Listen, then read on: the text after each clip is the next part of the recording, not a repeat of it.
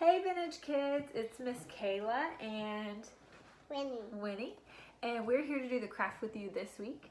We learned this week about Matthew 7 through 11, and about asking, seeking, and knocking. So this week we're going to make a really fun craft called a seek and find jar, and I'm going to show you what you need, and then Winnie's going to make one with you.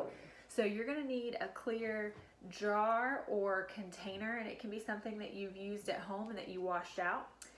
It will need a lid that seals. You're going to need some rice, about 2 cups of rice depending on what your container is.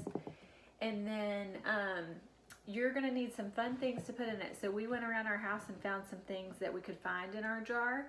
And then also online on our Vintage Kids blog this week, you'll find some seek and find cards that you can print out. And they just say ask, knock, and seek.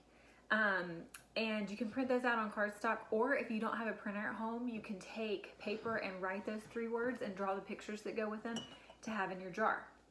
So what you're going to do, just like Winnie's doing, is you're going to, well, first you're going to write seek and find on your jar, or you're going to cut out the big seek and find card and tape it to your jar, which is what we did first. And then you're going to put some of your items in your jar. Winnie, can you put those in the jar for us? Put them in there. Good. So we put some change in there. We've got a letter. We've got a flower. And then we're going to put our ask card in there. Stick that in there. Our knock and our seek. So ours are kind of out of order, and that's okay. And then the last thing that we're going to do, good job. So we've got all kind of things to find in there, is we're going to pour some rice in there.